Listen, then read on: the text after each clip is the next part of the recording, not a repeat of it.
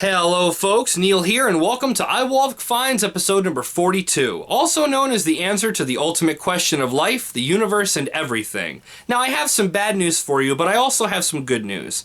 The bad news is, winter's here, which means it's getting cold outside, which means my local flea market has closed up shop for the year. But the good news is, I have enough footage saved up from this past summer and fall that I'm going to be able to continue to share my finds with you all winter long. So, without further ado, here's what I picked up this time around.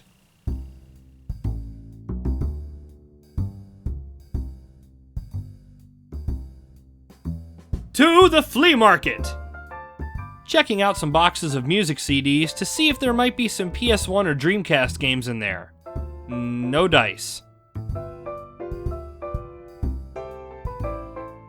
Tony Hawk's Pro Skater 2 and some random scratched up games and DVDs. Nah.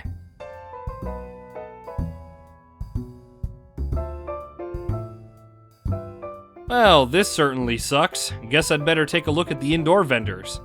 Much better. Lots of loose and complete PS2 games, each at either $1 or $2 a piece. Let's see, we've got Simpsons Hit and Run, Rumble Roses, and another greatest hits copy of Simpsons Road Rage, each complete for only $2 each.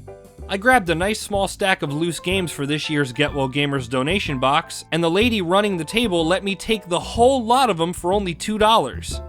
On my way out, I snatched up a copy of Genji, Days of the Blade for $3. So, all in all, $13 total for some decent titles. I'm just glad I'm not leaving empty-handed. Another churchyard sale. As I've stated before, these are usually worth checking out because most of the time, sellers have no idea what they've got, and you could luck out on some uncommon or rare titles or just snag some good games for dirt cheap. Case in point, complete PS3 and Xbox 360 games for $3 each. I grabbed Halo 3 ODST with both discs, Crysis 3, and SSX. Looky here, an Ocarina.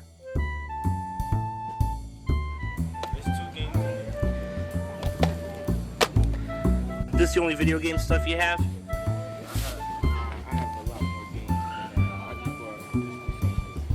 Do you have any? Where's the rest of them? Oh, that doesn't help me. This kind of stuff drives me nuts. This seller says he has more games at home, and what he has on display is just a sample.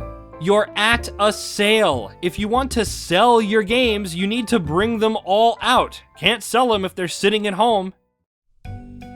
Back at my favorite pawn shop where apparently nobody likes the Zohan. I didn't get any store browsing footage this time around, but here's what I picked up. Super Mario Sunshine, Super Street Fighter 2, Jurassic Park, Super Mario Bros. 3, and a Japanese copy of Marvel vs. Capcom 2 for Dreamcast. Grand total, a whopping $20. Absolutely worth it for MVC2 alone. My second visit to the flea market this week began with me bumping into a fellow game hunter. This particular table he's at is a total waste of time, as he's about to discover. What are you asking on your 20. 20 on that? How about the 64 games? I think that one might be less. The Nintendo.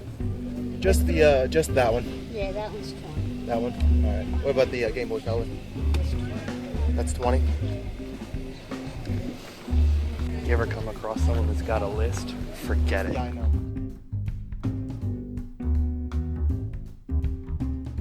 Here's two N64s and a fat PS2, in decent shape, but I have no need for them. The lady who runs this table is one of the nicest sellers here. She doesn't always have games, but when she does, she usually gives a great deal. $1 a piece, I'll grab a couple. Okay, cool. $1 PS2 and Xbox titles, perfect items to add to the Get Well Gamers box. Ended up paying $5 for 5 games, with Delta Force Black Hawk Down being the only one I add to my personal collection. The rest are for the kids. Since my last after-work impromptu flea market visit netted me a great Godzilla game for $4, I figured I'd try my luck again this week. Whole lot of anime DVDs for $2 each. The only one that grabbed my attention was this one, Night Warriors, Darkstalker's Revenge, Alpha Volume. $2 for this is an insane deal, considering the value for it online ranges anywhere from $30 to $90. Girls of the Hawaiian Tropic, well, hey. Metroid Prime for $5. Already have it though, and so do pretty much all of the main people I trade with. This is still a great price for this game though. GTA Liberty City Stories for PSP, and there's no game. Lovely. Nice vintage Return of the Jedi B-Wing model. The seller wanted $40 for it though. That's a little too steep for me today.